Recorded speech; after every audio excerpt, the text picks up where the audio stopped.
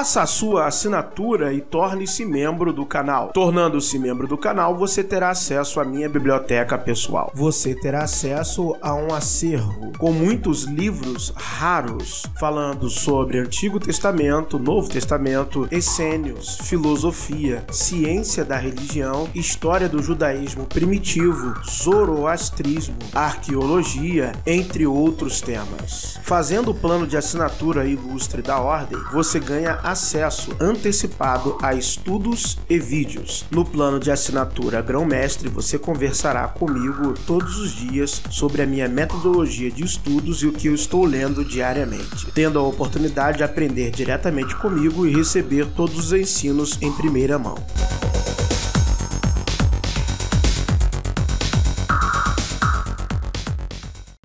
Olá, meus amigos, bem-vindos ao canal Verdades Ocultas da Bíblia. E vamos a mais um vídeo sobre arqueologia bíblica, especificamente sobre a época da monarquia. Estamos fazendo a leitura do livro do professor e doutor José Ademar.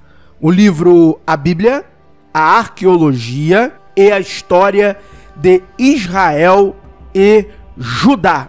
Hoje falaremos sobre a dinastia Onrida, a dinastia que governou Israel Norte no século 9 a.C. Especificamente falaremos mais sobre o rei Onri e sobre o rei Acabe.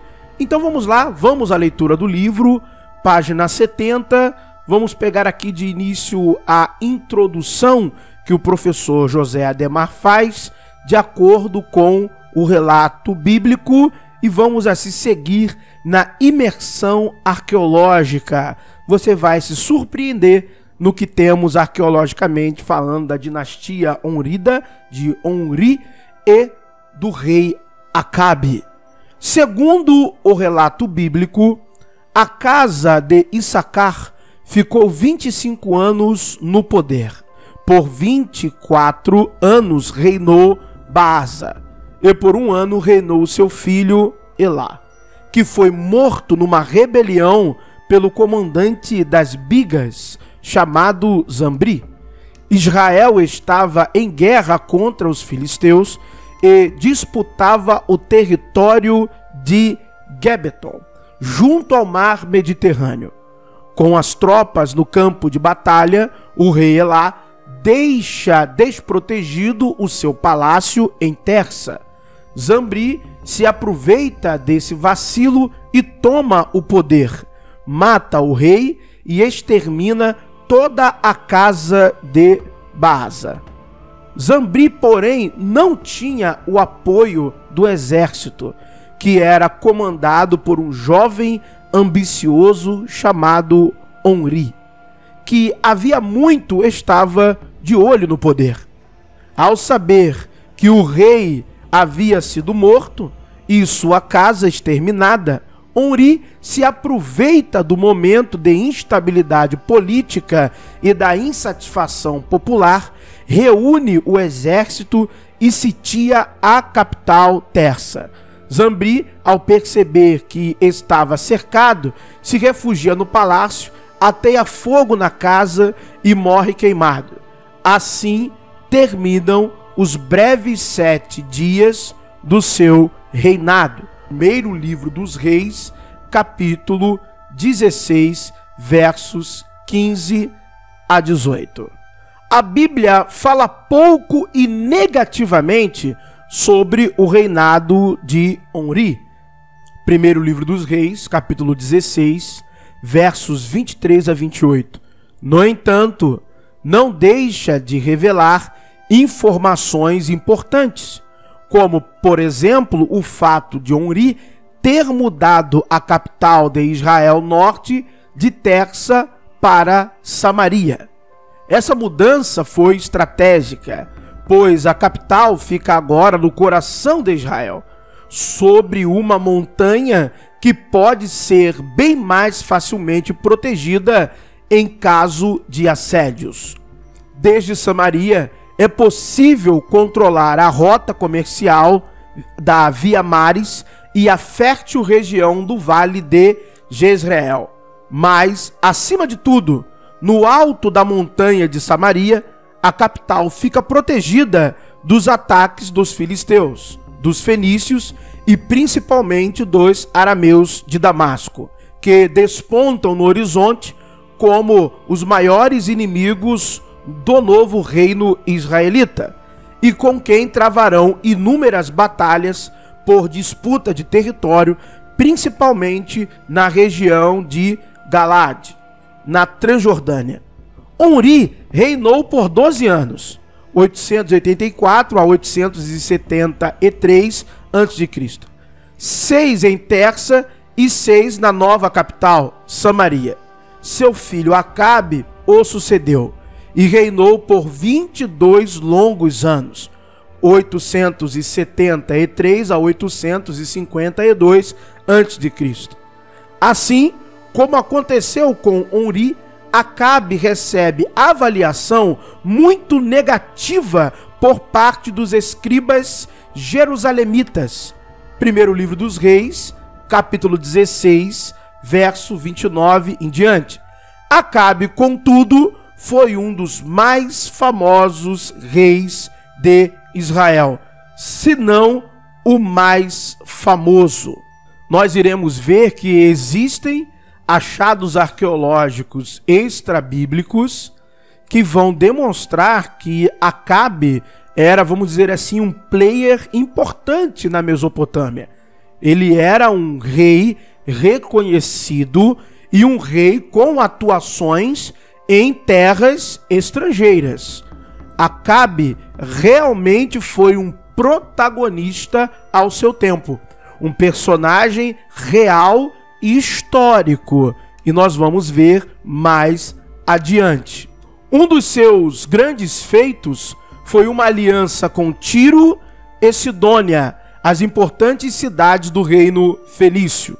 A localização geográfica na costa do Mediterrâneo, servindo de ponte entre o Oriente e o Ocidente, permitia à Fenícia uma posição privilegiada para a exploração das riquezas marinhas, das terras férteis da costa e, principalmente, do rico comércio marítimo, que viria a ser o filão para quem quisesse enriquecer. As escavações arqueológicas comprovam a expansão de Israel nesse período. Na verdade, parece uma expansão repentina. De repente, o nome Israel aparece no cenário internacional do Oriente Próximo como poder regional capaz de fazer frente aos impérios emergentes da região, como Damasco e a Assíria. Então você começa a ver como que realmente Acabe começa a dar visibilidade ao Reino do Norte. Ou seja, era um reino muito mais protagonista no cenário internacional do que o reino judaíta, o Reino do Sul. Nesse tempo, o poder de Israel sob o reinado de Acabe é atestado numa inscrição assíria conhecida como Inscrição Monolítica de Nimrud, encontrada em 1840 por Austin Layard, no sítio arqueológico de Nimrud. Nela, o rei assírio Salmanassar III, 858 a 824 a.C., relata uma incursão vitoriosa empreendida em 1853 a.C., na Síria Ocidental. Interessa-nos a parte que trata do confronto do famoso rei assírio com uma coalizão anti-assíria formada por 12 reis às margens do rio Orontes, perto de Carcara. Assim diz a inscrição em caracteres cuneiformes: eu parti de Argana e ataquei Carcara. Eu destruí, coloquei abaixo e queimei Carcara. sua residência real. Ele, o rei, trouxe para ajudá-lo 1.200 bigas, 1.200 cavaleiros, 20.000 soldados de Hadadezer, de Damasco, a pé, 700 bigas, 700 cavalos, 10.000 soldados de Ir-Hulene, de Amarte, a pé, 2.000 bigas, 10.000 soldados a pé de Acabe, o israelita, 500 soldados de Que, 1.000 soldados de Musri, 10 bigas, 10.000 soldados de Ircanata, 200 soldados de Matnut Balu, de Arvad, 200 soldados de Uzanata, 30 bigas, soldados de Adunu Balu, de Saim, 1.000 montadores de camelo de Jindibua, da Arábia, soldados de Baasa, filho de Rubi, de Amon, todos juntos. Estes eram 12 reis. Eles se levantaram contra mim para a batalha. Eu lutei com eles com a ajuda da poderosa força de Assur, que Assur, meu senhor, meu Deus, e as potentes armas que Nergal, meu líder, tinha me presenteado. Eu infligi uma derrota sobre eles entre as cidades de Carcara e Gilzal. Apesar de Israel com Acabe estar em terceiro lugar na ordem, parece ser um dos membros mais poderosos da coalizão, que aparentemente era liderada por Hadadezer de Damasco. Diz o texto que Israel tinha com ele 2.000 bigas, ou seja, o maior número dessa que era a mais poderosa e cobiçada arma de combate na época. Ou seja, nessa batalha, o que tinha o maior número de bigas era Acabe, ou seja, isto destaca o seu poderio militar. Isso destaca a sua vantagem e o porquê que ele era um rei importante e foi um rei temido. Destaco, né? 2.000 bigas e 10.000 soldados a pé. Ou seja, realmente, Acabe era um rei muito importante no cenário geopolítico, no cenário internacional, à época em que ele viveu. Ainda que Salmanassar III cante vitória em seu escrito histórico, a conquista da região parece não ter se concretizado, pois o poderoso rei regressou em seguida para a Síria. Pelo menos não há registros da presença assíria nesse período. Outro aspecto que chama a atenção é a ausência de Judá na inscrição. É porque não era, né? Era um estado menor. Fato que parece indicar seu real estado de poder ainda limitado nessa época. É bem limitado, né? Verdade seja dita. Enfim, Acabe foi um rei poderoso que levou Israel pela primeira vez à proeminência no cenário mundial. Fez aliança diplomática com a Fenícia, formou uma grande rede de relações comercial, construiu grandes cidades junto com seu pai Henri e conseguiu organizar um dos exércitos mais poderosos da região. Biga não era para qualquer um na época de Acabe, porque não era só construir a biga, era formar os soldados, né, a cavalaria que estaria operando estas bigas. Então, e era caro, não era algo barato, era caro. Exigia uma perícia. Era algo que se você perdesse na batalha, essas bigas não eram destruídas. Elas eram capturadas e incorporadas ao exército inimigo, ou ao exército ali que vencesse a batalha. Então isso mostra que Acabe foi um cara grande, respeitado. Além de ter construído, como disse aqui o professor, várias cidades. Então vamos continuar aqui a leitura. É nesse período que surge em Meguido, Jezreel e Samaria palácios com blocos de cantaria, com capitéis de pedras decoradas no estilo proto-eólico, semelhante ao estilo greco-eólico, que surgiria só bem mais tarde. Então, tudo isso no governo de Acabe. Será que, quando falamos, então, só estou aqui falando, claro, né, de Salomão, será que nós estamos falando dessa sabedoria e proeminência internacional? Será que, na verdade, a gente não está falando de Acabe?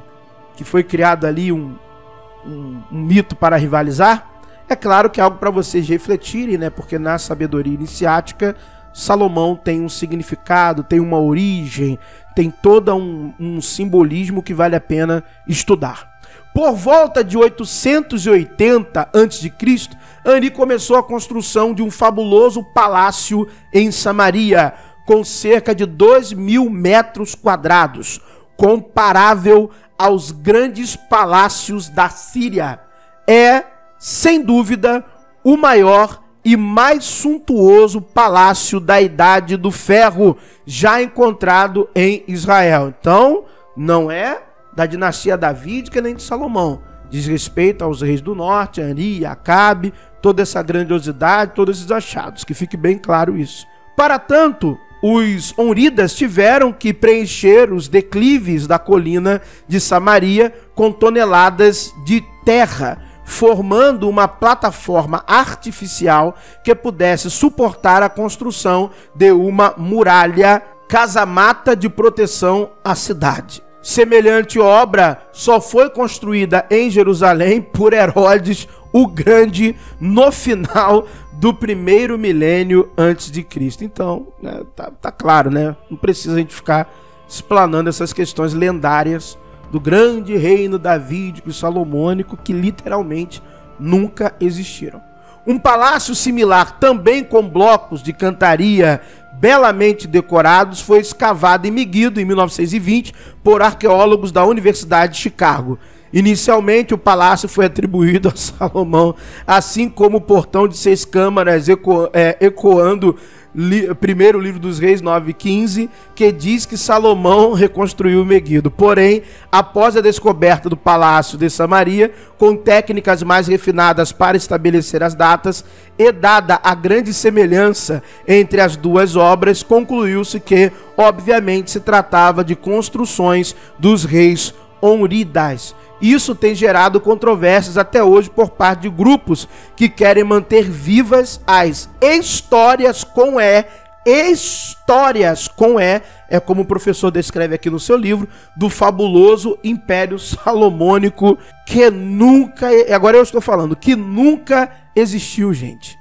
Nunca existiu, vamos falar a verdade. O reino salomônico é um reino mitológico, é um reino lendário, é um reino ideal, 700 esposas, 300 concubinas, 1000 mulheres, simbólico, lendário. Vamos ser sinceros, vamos falar a verdade, vamos parar de blá blá blá. Esse não é um canal para ficar de blá blá blá, para falar a verdade. Arqueologia é ciência, não vai discutir com achado arqueológico, principalmente que não existe achados acerca de Salomão, seu reino, seu império, e nem de Davi. Entre os anos 1950 e 1960, foi escavada outra cidade famosa, Azor. Também ali foi encontrada uma muralha maciça semelhante à de Meguido, com o famoso portão de 6 câmaras. Gezer, a quarta cidade base, escavada no começo do século XX, apresentava menos evidências. Contudo, também ali foi encontrado o famoso portão de 6 câmaras, unindo a muralha, casamata e o aterro. As dúvidas se dissiparam quando, nos anos 1990, foi escavado o sítio arqueológico de Jezreel, uma espécie de cidade privada dos honritas. Está no primeiro livro dos Reis, capítulo 21, segundo livro dos Reis, capítulo 9, versículos 15 ao 26. Jezreel fica no centro do vale de Jezreel, a região mais fértil de Israel, a 16 quilômetros de Meguido, e de onde é possível ter um amplo panorama de todo o vale. Ocupada apenas durante um pequeno período no século 9 a.C., Jezreel foi destruída logo depois, talvez pelos exércitos de Aram-Damasco. Foi descoberto nesse sítio um complexo arquitetônico muito parecido com o de Samaria. Plataforma aterrada e nivelada, a muralha, os edifícios de cantaria, etc. Essas descobertas fariam pender de vez a balança para o lado da teoria de que os autores das grandes construções de Israel na Idade do Ferro foram os Húridas e não Salomão. Fato. Agora eu vou falar uma coisa aqui para vocês. Para vocês pensarem, né? O personagem também tido como simbólico e lendário, Hiram Abif, ele tem uma história que revela de fato quem ele é também. Mas já que estamos falando de Acabe, quem tinha uma real aliança com os fenícios? Acabe. Quem realmente empregou grandes construtores em suas obras? Acabe. Até a Bíblia relata que ele se casou com uma princesa fenícia, ok? Acabe, de fato. Então, eu vou deixar para vocês refletirem, vou deixar para vocês pensarem sobre isso. Quem realmente tinha uma aliança com personagens fenícios, que foi um grande construtor arqueologicamente comprovado? Beleza? Vamos continuar a leitura aqui então. Mais claramente falando para vocês, Hiram Abif, né, foi um grande parceiro de Salomão, e ele era da cidade de Tiro, na Fenícia. Então, vou continuar a leitura e você guarda essa informação e reflita sobre isso. Samaria, Jezreel, Azor, Meguido e Gezer são, portanto, uma prova contundente da era de esplendor da dinastia Húrida em Israel Norte. Israel do Norte, muito mais desenvolvido, muito mais poderoso, muito mais potente, muito mais próspera do que o reino judaíta. Isso é arqueologia, isso é história, isso é ciência. Não estamos aqui discutindo isso. Nesse período aí da dinastia Húrida, é isso. Nada além disso. Convém mencionar ainda o fantástico sistema de águas encontrado em Meguido, Azor e Gezer, uma das maiores engenharias do mundo antigo. Em forma de túneis escavados na rocha, esse sistema foi inicialmente também atribuído aos Húridas. Atualmente, porém, a datação dessa engenharia está sendo questionada. Provavelmente, ela pertence a um período posterior, possivelmente do reinado de Jeroboão II. É também no começo do século IX que floresce em Israel a indústria de azeite, desenvolvimento que Judá só atingirá no século VII. Olha só, a base da riqueza eram as férteis terras da planície de Jezreel. Outra fonte de riqueza era o comércio internacional, uma vez que ao longo do vale de Jezreel passava a importante rota comercial que ligava o caminho real da Jordânia com a via mares da costa do Mediterrâneo. Muito obrigado, meus amigos, por terem assistido a mais um vídeo. Deus abençoe a todos. É isso aí. Acabe, o maior rei da história de Israel. Obrigado por assistir mais um vídeo. Se inscreva no canal.